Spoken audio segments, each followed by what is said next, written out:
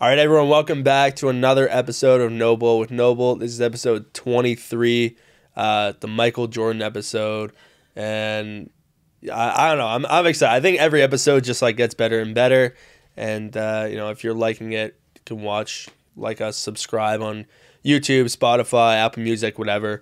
And today we have Rochelle Levy on the podcast. Rochelle, welcome. Thanks. And if you're watching on YouTube, sorry if you're listening, we do have a special guest. We do. Her puppy, Ollie. We have Ollie the Havanese, who is here along for the interview. Waving if you're watching. He's waving if you're watching. He's far more exciting than me, I think. He also has more followers than both you and I combined, I think. So how many followers? We have a lot to learn from him. He's got close to 6,000. 6,000 followers? Well, yeah. Listen, he's adorable, so I'm not surprised. Yeah, he comes with me on a lot of my showings. My clients absolutely love him. He actually, he's like a therapy dog. He's a really chill little dude, and he gives a lot of calmness in situations that are otherwise not. And so basically what you're saying is I need to get a dog so that I have like better client care and maybe get some more followers on social media, Instagram, whatever. So. Yeah, actually, he doesn't promote me on his page. I keep his page kind of strictly dog, but...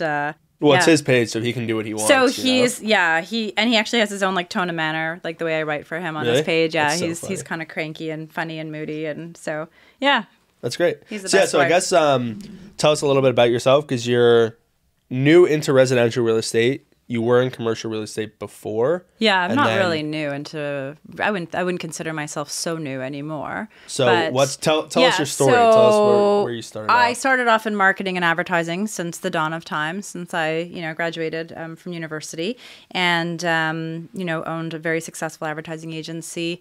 Was vice president of that for 18 years. And then sort of some personal shifts in my life occurred, and I wanted a professional change, and I was always interested in real estate. I was always like a realtor, junkie on the app and looking at all the listings and really having what are you licking here, sir? Having a real passion for real estate and for being able to help people in that capacity. And I had, kind of a personal situation where I was working with a realtor that was selling my home, and it was a really unpleasant experience. And so it was actually, I always say, when something bad happens, you got to try and extrapolate the good from it, right? And so the good that ended up coming from that was the catalyst going, hang on, like I've literally honed my skills my whole life in terms of client management and delivering and marketing and everything else. Like, this is what I should be doing. Like, I almost felt like I was like Rocky, and I was like, I've been training my whole life for this moment. But you didn't even do any real estate stuff. Like, it was just marketing. Yeah, exactly. You know what? But I mean, I represented, Canada Dry and Mattel. Like, we won Mattel when we first started the agency, and it was actually a great story because we were, one of 10 agencies that went in there, and we were fresh, brand new, and we won. And I had this feeling in my heart, like I always seem to know that for me, I'm a very unstoppable personality, right? For me, if I have a choice of thinking that I can or I can't, it's always that I can, right? So I knew we were going to win Mattel. For me, that I had no doubts in your mind. No doubt. Literally no doubt. Like, why would I have a doubt, right? Like, I mean, if I have a doubt, they shouldn't be hiring me. Exactly. And right? If you go in with that attitude, like, okay, like there are 10 other people, like we don't really have a chance. Right. I don't live my life unapologetically, right? Like me or not, essentially sort of where I've kind of ironed out where I am in my life right now, right? I always say you can't please everyone. You're not pizza, right? And even pizza doesn't please everybody anymore, right? People can't have gluten. They can't have cheese. They can't, right? So, I mean, there's really no one that's going to please everybody. And so, yeah, I live very unapologetically now. And so I have a very all-in attitude. You know what I mean? So we actually found out that we won that. And the cutoff time was like 5 o'clock where they were going to be calling and telling the agencies. And it was already 5:30 and we didn't hear. So, it was like, well, we didn't win. Like, they didn't even have the, respect to even call us back. Yeah. And I was like, no, it's best for last. It's best for last. It's such a small industry that there's no way. They had to tell the other people before they called. I knew it. I felt it. I knew it. 5:45, the phone rang. They said, it's yours. Wow. Yeah. So, and I was able to grow that from being brought in as like a turnkey agency, just kind of managing lift and land creative from US and things like that, to growing it to working on every single one of their brands and even winning awards. Like, I won full awards for Mattel for my Girls Rule campaign and things like that. So, and I still talk to my clients that I had then. They become friends now. Some are clients even on real estate now. So there's been a really beautiful transition for me professionally and corporately. That inherent trust has always been there. Like I've managed, millions of dollars, book of business for somebody. Why the heck wouldn't they trust me to sell their home, right? Yeah. Like the trust is there. And when my clients would leave and go to other companies, they took me with them because they were like, we will work with Rochelle and only with Rochelle. She makes us look good, and that's my job, right? To come up with the ideas and keep things on budget and on timing and on brand. And so that was also how I was able to grow my business. And I think it's funny, if you look at the real estate business, that's how I've been able to grow my real estate business for the same reason, referrals, right? It's about trust. All referrals, it's about referrals. It's about, never being cocky or too comfortable, always treating every deal like it could potentially be your last. I know that sounds really negative, but it's the truth, right? I think it's that headspace of trying to make sure that whatever you could do, you could probably still do more. No matter if it's a small lease, it's still small to that person, right? It's still where they're going to put their head at night and call home.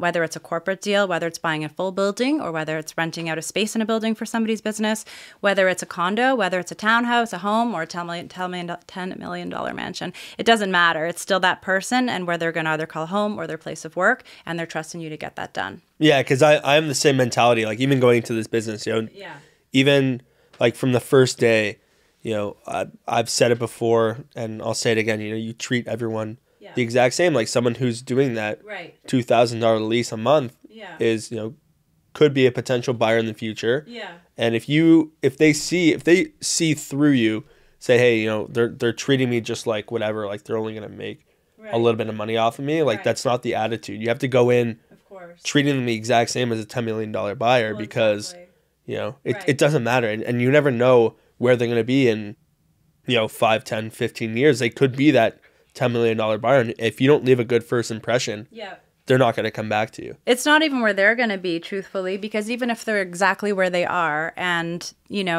they're good to you and you're good to them and they need a new rental, you still help them, right? It doesn't mean they're better or worse in terms of how they're going to be in your standing within your business, right? It's still a person that you've gotten to know and that you're there to help. You also don't know who they know, who they're going to refer you to, right? So there's always that. And, I think if you have that attitude, I think it's probably not as common as you might think. I think a lot of people, when I got into the industry, a lot of people said, like, fuck the small guys, go whale hunting. You know what? It's the same amount of work. And I had a lot of people say that to me. Same amount of work. Don't put all your time and energy into the small shit. Just focus on the big shit. But the problem with that is that it's harder to get the big shit, right? The big shit they want to give to a name or, oh, bye. We're boring. We're going to have to step up the conversation. Bye, Ollie. You jumped off. You're done? Okay. So, and I do feel like I don't treat people with that level like that, right? And so I think there's definitely something to be said for having a larger book of business too, where you represent all ends of the spectrum. And I also looked at every single opportunity that was given to me as like a lesson that I didn't necessarily sign up for or pay for, because there were things that would happen in every single deal that I would learn from that I now know I'll be able to like extrapolate and take and keep with me and apply on deals going forward for the rest of my life. Yeah. Right. So, which is another thing. I mean, I think some people get their license and they think, oh, this is a short-term gig for me, or I'm doing it on the side, or I'm going to, do something else, or I'm just going to help my friends and just do it. For me, it was never with that mindset. It was that I'm doing this not for a good time, but for a long time. Yeah, because you left an entire marketing agency. I did, and just went left hard. up a sign and said, "Listen, this is what I'm going to be doing for the future. Like I'm in real estate now, which is a crazy transition because a lot of people who switch to real estate, are unhappy with their jobs, have like fell out of love with whatever their career was before, or they had something happen where okay, I need a change. Whereas you seem like you were doing well, successful, and then you're like, hey, I could have taken the easy route, and I have a million headhunters that call me. No, that makes me sound so cocky, and it's not true. 100,000 headhunters that call me. No, but I mean, a few. I only have whatever. Like thousands. I'm just saying, the headhunters call all the time, right? They see your profile on LinkedIn. They know who I am. I've been in the industry for a long time. And, I did have a lot of opportunities to join other agencies. I also had the opportunity to start my own again, if I wanted to. And to be honest with you, I just needed a complete professional refresh. And the funny thing is that I do think that advertising, shoot me, anybody else disagrees with this. As I said, I live on unapologetically. So there's definitely something to be said for ageism in that industry. And so, you know, I happen to feel that when you are older in advertising, right, your brand managers that you're dealing with, they're all in their 20s and whatnot, it becomes a point where like they'd be talking about clubs they were at on the weekend or about a boyfriend that pissed them off. And I'd be like, okay, I gotta leave. I gotta go pick up carpool. They're like, you have kids? Ew. You know what I mean? Like, so you kind of become this like old lady in the game when you don't feel like that, but you know, you can kind of get aged out. Like, does she even know what's hip? Does she even know what's right? You know, is her terminology off? Like, you're always trying to constantly stay super young and hip and, you know, and relevant. Not that you don't try and do that in real estate, but I feel like the older you get in real estate, if anything, people don't discount for you for that. If anything, they're like, wow, this girl has like fucking life skills and she's seen a lot of shit and I know she'll have my back and she's been in the business world and she, you know, gets it, right? And so I think when there's you know, a realtor on the older end of the spectrum versus like a new realtor, I don't think they're at a disadvantage. Yeah. And even from like when I was in design, I found the same thing. Like going into an agency, I'm young, you know, fresh out of school. I didn't know much about the industry, but I have these fresh ideas, concepts, trending things that are, you know, could help out the business. And speaking to someone who's more old fashioned and, you know, works the way that they like to work, it's really hard to go in there as someone who's like new and make an impact in a company. And I'm sure you sort of felt the same, but I feel like you're young enough so that you have the young mentality of, you know what's trending, you know, it's, you know, like you have followers on Instagram, you're posting on there, like you have that social media presence that gives you an understanding of what's going on in the world. Whereas, you know, some other places that I'd worked at,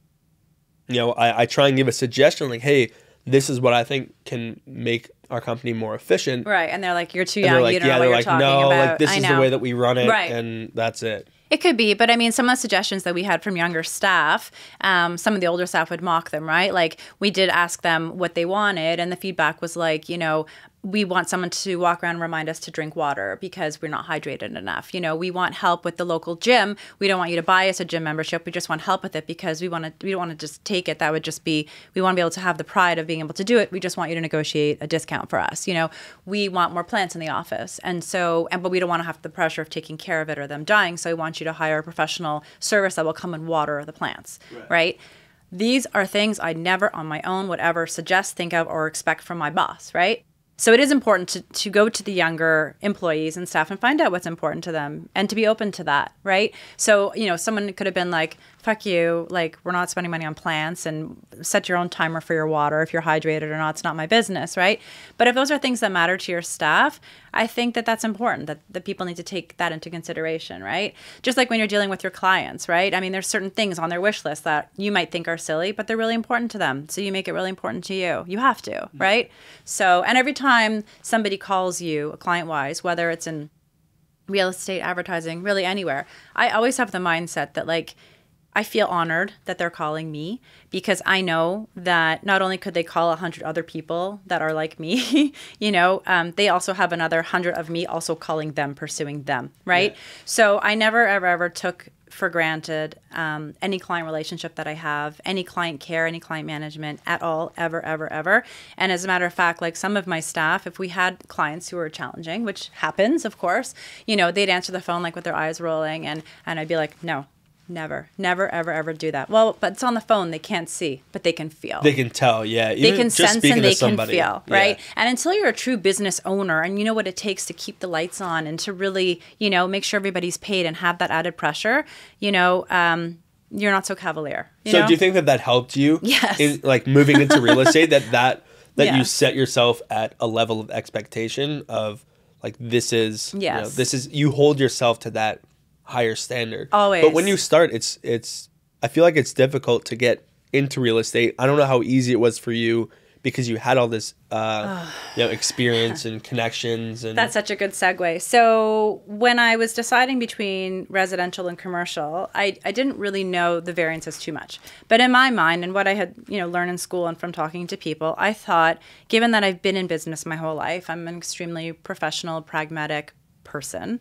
I thought that going into commercial real estate would be the smarter option. I thought that it would kind of set me apart. I felt that residential was just such a rat race and dog eat dog. And I felt just a very, like vultures, just everybody trying to like get everybody's clients. And, and then I thought the idea of dealing with, clients who, are complaining of a kitchen tile, like, stick a fork in my eye. Like, I didn't think I'd be able to stomach that, And also I felt that because I'm such a sensitive person, I felt that if somebody personally didn't use me in my circle or friends or family or something, or if somebody that I knew kind of slighted me, I thought I wouldn't be able to recover from that. I thought I'd be too sensitive and I would take it too much to heart.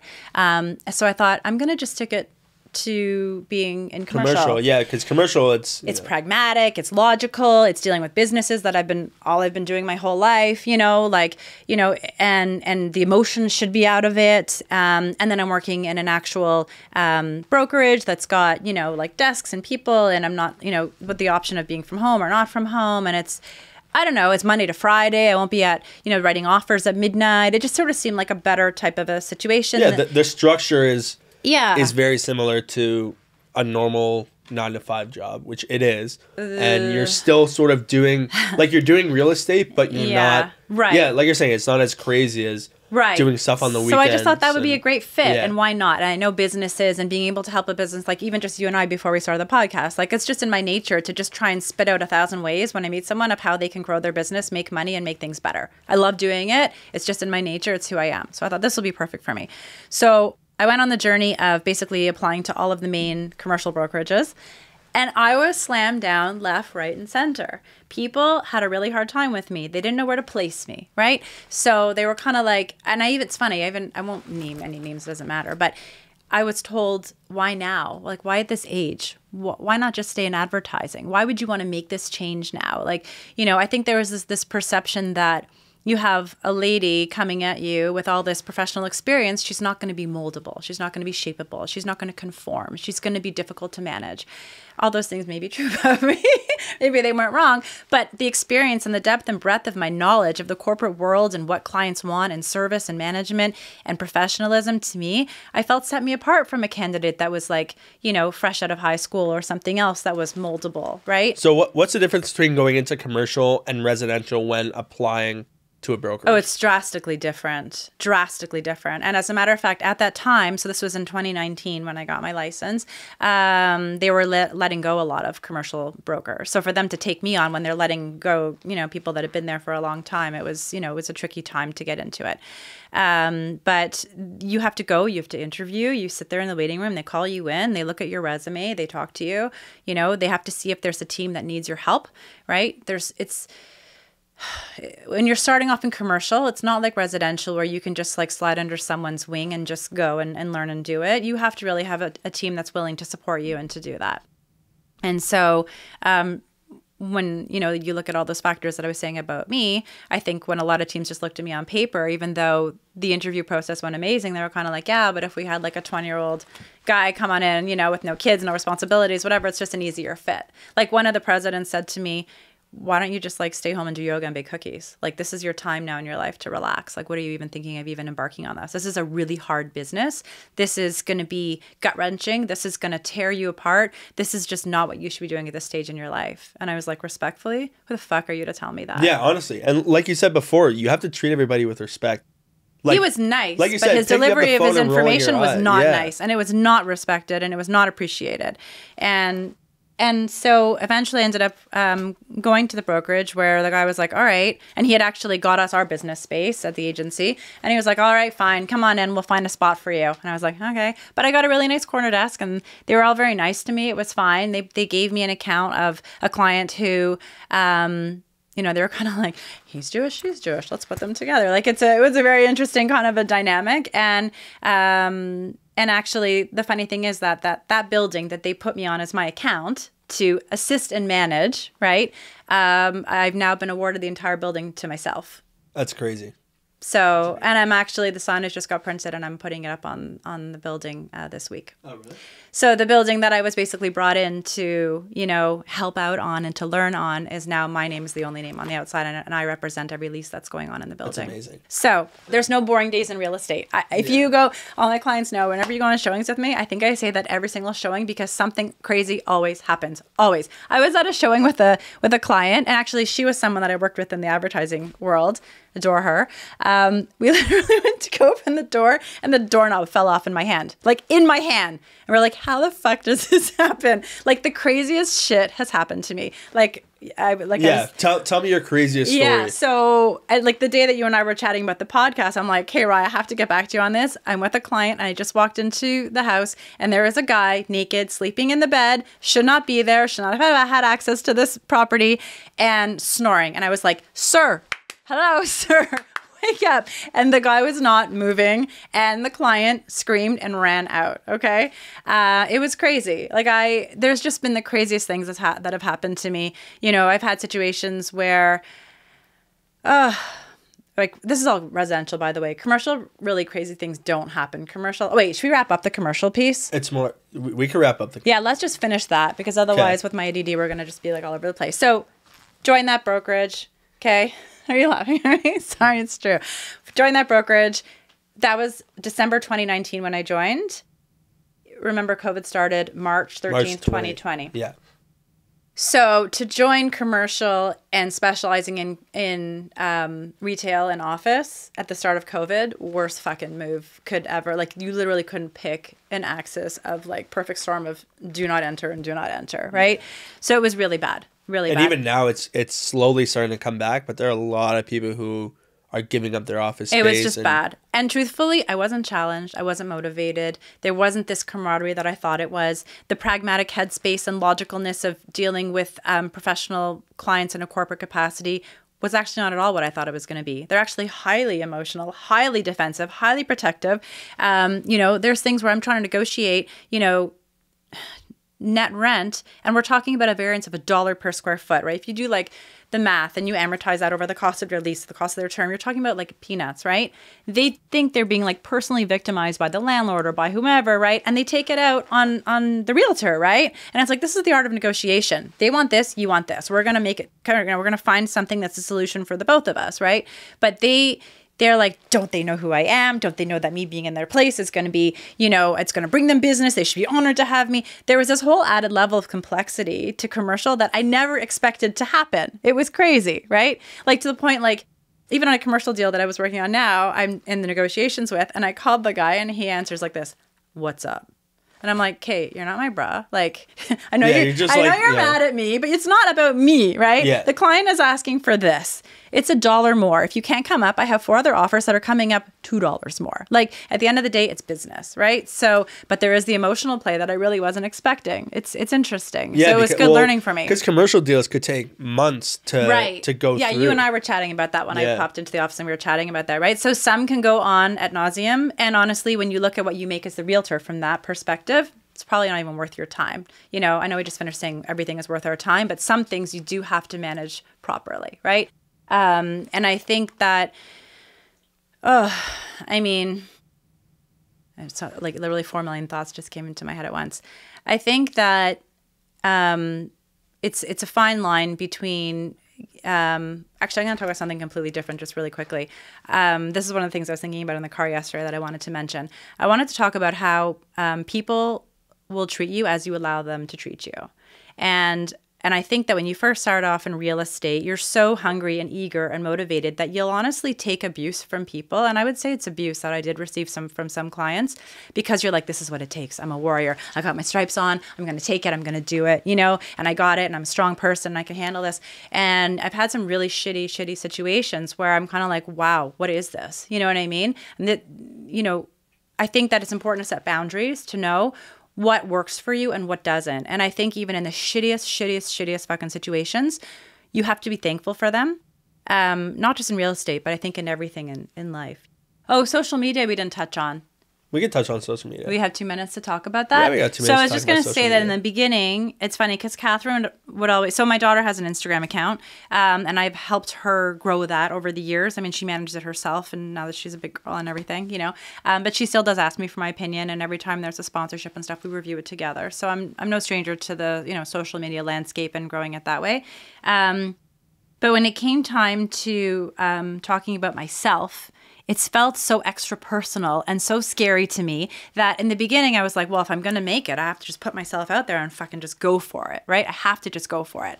And so I did. I was posting everything and I'm walking and I'm talking and I'm this and I'm that. And Catherine was so proud of me. And every time we had like our masterminds or our Slavens meetings, she'd be like using me as like her, golden child. Your guinea pig. Like this is like the... Not guinea pig, like golden child. Like this is the example of what you... Yeah, like guinea pig would be like a trial type of situation. Well, I don't know if you said that she was trying to get you to put stuff out there. Yeah, no, but like she was showing everyone like this is what you need to be pushing out. This is what you need to be doing. And my feedback was beautiful and everyone loved what I was doing.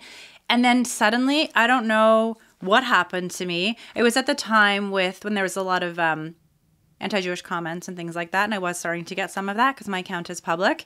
And I started to feel like, what's the Yiddish word, nehora? Like where it's like evil eye on you. And I started to feel like, I shouldn't be putting everything out there, And my life is private. And people think that what you put out is the sum total of what you're doing. They don't think it's like a curated sample of what's really going on in your life. Like, even if you're following me now on Instagram, you think that you know everything, but you know nothing. Do you know what I mean? Yeah. You know what I want you to know, if that makes any sense, right? What's really going on in my life and what's really happening, only my closest friends know, as it should be, right?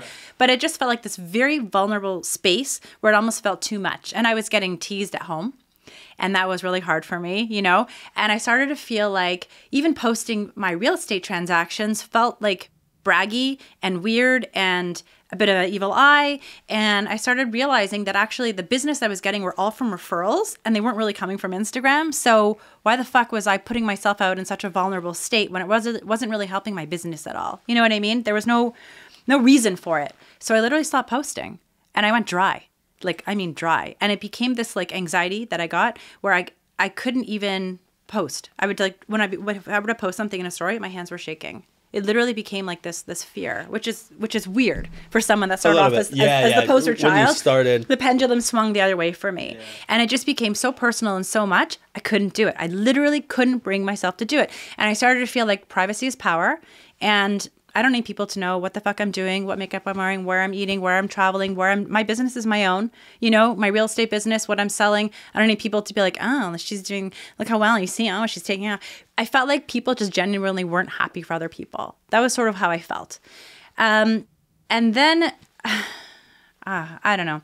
I was kind of like, at the end of the day, actually my sister said something really great to me. Shout out to my sister. She was like, you have to start posting on Instagram because people are going to wonder if you're okay, And she's like, and I'm like, it just seems so personal. She's like, well, what are you going to do? Take an ad out in the yellow pages? Yeah. The thing about it's just being selective of putting stuff out there that's meaningful, that's like she good said for your that business. And it stuck. Like I never forgot it because it's true. And I was like, shit, you know what? Fuck them. That's where I became with this like unapologetic thing. You like me, you don't. And you know what I actually realized?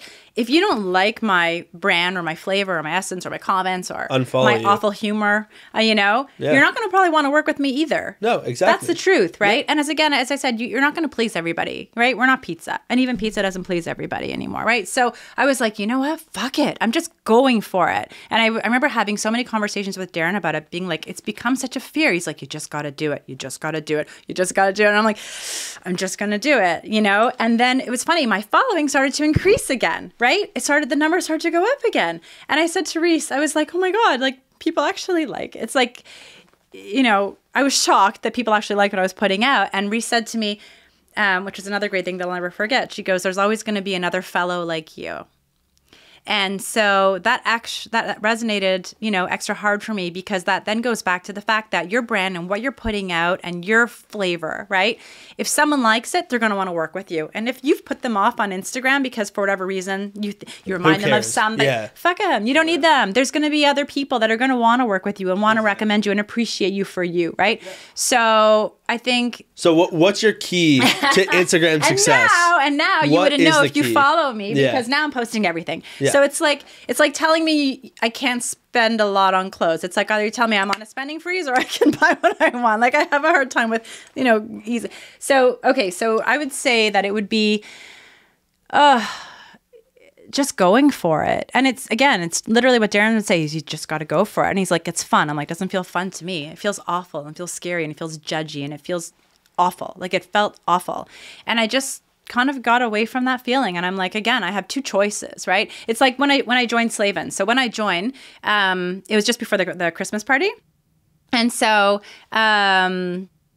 was it the Christmas party? Yeah, I think so, actually. And then they were doing the awards. And so I saw there was Rookie of the Year award, right? And I was like, oh, what's this award? And they gave it to, was Rachel that year. And I was like, I'm going to win this award. This is going to be me next year, right? And there was no qualms. There was no hesitation. There was no like, maybe somebody else will get it. In my mind, I'm like, this is the award. I'm going to be the best fucking realtor and grow my business to such a capacity that this is going to be mine. That's exactly where I'm at right now. Yeah. Right? So like, no I'm doubts. not an award. Like I'm not like an award person like that. But but I get up every day and it's on the wall there, and I go up to heat up my lunch. And like on the way back, I don't know. There's something that's like attracting me to it. Where I'm looking at that room, like I am going to win Rookie of the Year, and like I'm working as hard as I can to get that point. You're gonna get it. I had no doubts. Like no doubts, literally none. And you know what? I think it's funny because if I have doubts, well, who the fuck's going to want to work with me? If I have doubts in my own ability or what I think I can do, I have no business buying or selling or representing you in real estate. Yeah. Literally, that's what it comes down to, And so with your noble attitude, I can definitely see you are going to be on that board. Good. Well, did they spell my name right? Yeah, they. I never checked the actual. Yeah. Where is it? By the boardroom, right? Yeah. Right, okay, I'm gonna have to take a look at the actual wall. But you can do it, and there's no that's reason why you can't. Look at it that way. It's either you or someone else. Why shouldn't it be you? You earn it. You don't. You know it. You live it. You breathe it. You love it. You feel it. It should be for you. I feel like if you can't visualize yourself in a place or a space or a moment in time in, whether it's a position professionally, personally, you shouldn't be in it. It shouldn't be for you. You should not just only visualize yourself there. You should feel it and you should know it. Like you should just know it. Yeah, and I feel like you do. I think that's great. I think there should be nothing apologetic about it. So I guess that's what it is. I think when you start to listen to too much noise around you, I think you can get caught up in that and it starts to breed insecurities that maybe weren't even ever there.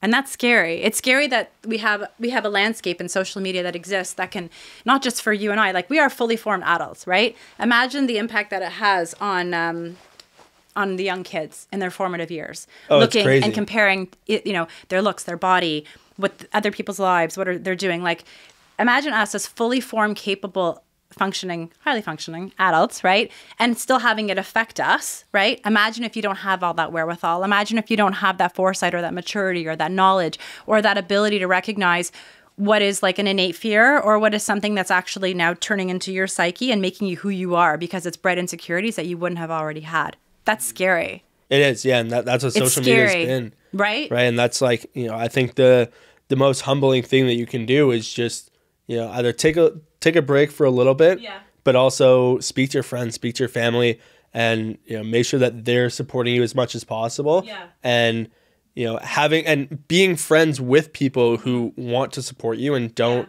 care about, how you look, what you're doing, who you're with. You should never be with someone who cares about how you look or what you're doing. They should love you for you, honestly, no matter what. But I do think that there's something to be said for, appreciating the fact that people do have challenges with posting and putting themselves out there. It is a real fear. And you would never know it again. As I say, from looking at my feed, you would have zero idea, especially having Reese as my daughter, my dog that has 6,000 followers. You would never think that somebody would suddenly become insecure or become a fear. And it did with me. And you still wouldn't know unless I told you, right? So that's the thing, right? And then I think also when it comes to posting for real estate, you can't just be dry and only post for business sake, right? You have to also show the identity of yourself. Like what does Darren always say? Like, you're not in the real estate business, you're in the Rochelle business, right? I'm sure he said that too, right? Yeah. You're in the Ryan business. He said it on the podcast. Oh, okay, yeah, right. So, and his little nuggets are so great. Like they're like earworms and they resonate with me, right? And so what does that mean? It's the Rochelle business. Like, what? Oh my God. Then you're like, wow, like that's like a juggernaut of like, you feel like you're being strangled. Like, oh God, that's so much pressure now. You know, what does that mean? What's my flavor? What's my brand? And then instead of looking at it from the holy shit perspective and looking at it as how am I going to leverage this and harness this and make it my own, that people are going to want to gravitate to me toward, you know, in a professional manner, but also in a personal manner, right? Like, so I think one thing, maybe we're Pisces and, you know, we have that in common, but I think we wear our heart on our sleeves. So I think you and I are different than other agents where some things might bother us more or take us longer to get over or be more of an emotional stumbling block and make you question things every day. Yeah. Am I right? Yeah, no, absolutely. Some people have Teflon and they can just like, they have like a fuck attitude and it rolls off. And I think that's great. I do try and aspire to be like that every day. It's not an easy thing. I struggle with it every day. But flip it on its head and be like, okay, that's actually what makes me a kick-ass fucking agent, right? I give a shit. My clients know I give a shit and I know I give a shit. Exactly. If you just let it roll off like that and things didn't bother you and things didn't get in the way, what good are you? Honestly, you could have like a monkey go ahead and just have an AI bot that goes and does your real estate. They're looking for that compassion. They're looking for that person that cares. And, you know, to give it all with your heart, you're going to get it back. I know you will, right? And so to feel hurt in transactions, another really good piece of advice that I got that I never forgot, there was this one situation where this lady came to me from a lease that I had listed for a client of mine. So I was representing the client. I was trying to find her a tenant. She came in off the street, like off Realtor, showed her the place. She loved it. She put an offer in. And then she backed out after she signed it and everything because her boyfriend asked her to move in with her. So I felt bad for her and I felt for her situation and I was happy for her that she found love and everything else, you know. And so I was able to actually get her out of the deal. My client was kind and considerate and ended up sliding in a much better person for the place anyway. So everything worked out. But she wanted me to then rent her place that she actually owned. She was going to rent this place because it had more space than the place she owned because she wasn't willing to give it up because she was going to go move in with the boyfriend. She wanted to still keep her house just in case it didn't work out. And I ended up losing the deal to another agent at a different brokerage because he like sweet talked her and basically said to her he's only going to charge her half a month commission and that I was going to charge a full month or something like that and I was charging double. But really, everyone charges 1 month. It's industry standard. It's half, for people that don't know, it's 1 month total commission for a rental. So half goes to the listing agent, the other half goes to the cooperating agent. If you double end it, you get both, right? But usually you don't double end it and that's a whole other separate conversation.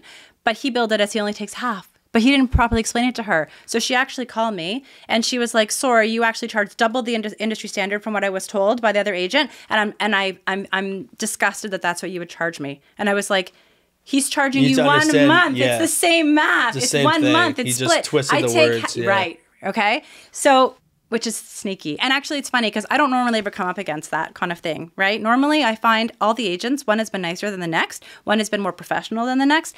And we're a very harmonious industry. You need to be, yeah. Which is different than advertising because in advertising, you go into a presentation and everyone's boards are like pressed against their chairs and everything is very secretive and everything is okay. In real estate, when you don't have the camaraderie of your network, which is comprised mainly of agents, of course, of clients, you get nowhere, right? Yeah. Off-market deals, all those things. We need each other. It's extremely symbiotic, right?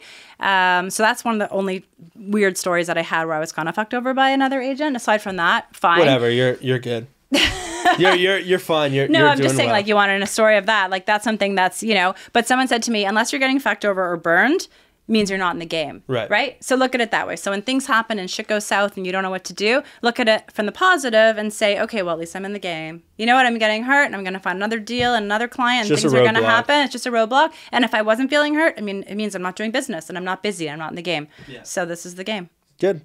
Well, anyway, Rochelle, thank you so much. No, we're out of time. We're out of time now. No, but I really appreciate it. There was a lot of really good insight. Okay, good. I'm glad. I'm glad it could help. Thank you for coming on. Of course. It was a great chat. Of course. Ollie says thank you too. And thanks for Ollie for being a great companion here. Hopefully some of that insight helped. Yeah, no, it was good. And it not even for me, but for anyone listening right now, I feel could be like some good motivation. I feel like although I'm not new to business, clearly, I feel like my relative newness to real estate really helps a lot of newer agents, right? Because there's things that I've seen that I've really been able to help other people with. Yeah. And actually, when I started going through all this stuff, I wanted to start a support group called Wine and Wine.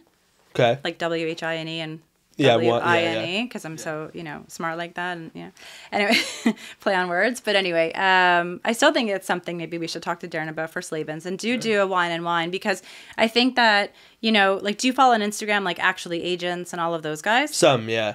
So don't you find when you see those memes and, like, you relate, you're like, shit, so that's not just me? Like, there's like, all the time. There's comfort in knowing other people's pain, right? Yeah. What's that word, Schadenfreude? Like, you don't take pleasure in other people's pain, which is actually, I think, what Schadenfreude definition is. But it's nice to know other people have been in the trenches Are doing with the same you. thing as you. Yeah. Yeah. Yeah. I'll see that all the time. I'll see something on there that's like, right? Wow, like I didn't realize that other people have the same thing. So. Right. So I think things like that are so important. So, I think at Slavens we do a good job of supporting one another and making sure we, don't want to kill ourselves at the end of the day. So that's good. Well, anyway, where can people find you online? Online, yeah. Rochelle Levy _real estate, which I know is very unique and just groundbreaking in terms of a handle. But yeah, that's where I'm at now, Rochelle Levy _real estate. And I actually hired an incredible marketing person who's been my wing woman.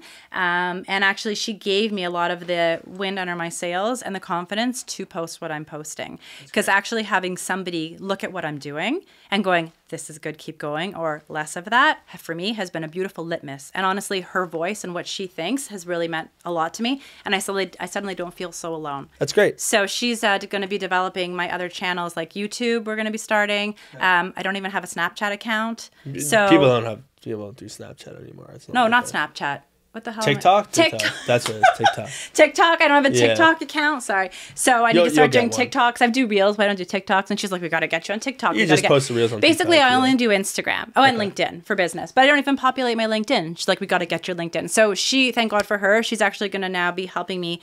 It's a lot to balance all of that with all of the work. There's only so many hours in the day. So I feel so honored to be working with her. She's been a total godsend for me. And so I'll be able to update with more channels and ways to reach out to me. But Ring Row is my big thing. With my phone number, Ring Row. I put that on all my stuff, and I started that from day one. So that's good. Yeah. Okay. That's it. Well, anyway, thanks so much. Thanks for having me, honestly and truly. And sorry we went over, but hopefully there's some good shit here to work with. Will be. And, so we'll see everyone next week. Perfect. All right, take care. Bye.